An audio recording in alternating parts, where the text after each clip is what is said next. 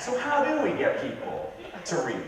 I've been blessed with wonderful teachers, mentors in my life. The first one was a professor of mine at the University of Southern California by the name of Stephen Krashen. Krashen wrote a great book called The Power of Reading. And I'd like to ask you all a riddle right now. Hopefully you can think about this. Can you tell me, what was your favorite textbook as a child? Thank you for laughing. Some places they try and answer this question. It drives me nuts, the emphasis we put on textbooks in this country. For the price of a brand new textbook, I could buy 15 real books that would actually get a kid excited about reading.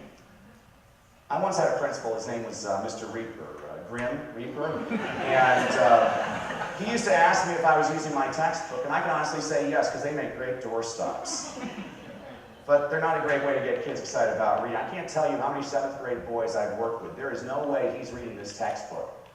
But if I give him a copy of a manual on how to fix a Chevy, he'll memorize it from cover to cover, because he's interested in it.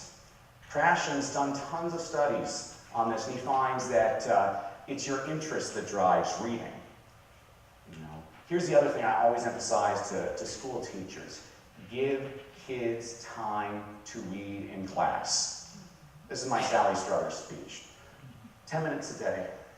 The time it takes to drink a cup of coffee.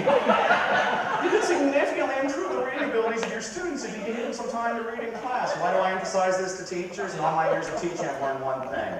No matter what I do, I cannot control my students' home environment. But I can't control my classroom environment. There's not a single pre-K 12 teacher in America that can't find at least 10 minutes a day to get that kid to love reading. Another mentor of mine was a guy by the name of Jim Trelease. He wrote a wonderful book called the Read Aloud Handbook. He doesn't need me pushing it. It's one of the best-selling books of all time in education. Jim says, if reading aloud costs $129, every parent would rush out and buy it. If we found out that kids hated it, they would mandate it in the schools tomorrow. You know, it's so simple and yet so powerful. I've asked people, thousands of people, how did you learn how to read? I've never had a single person say, oh, the way I learned how to read is my grandma.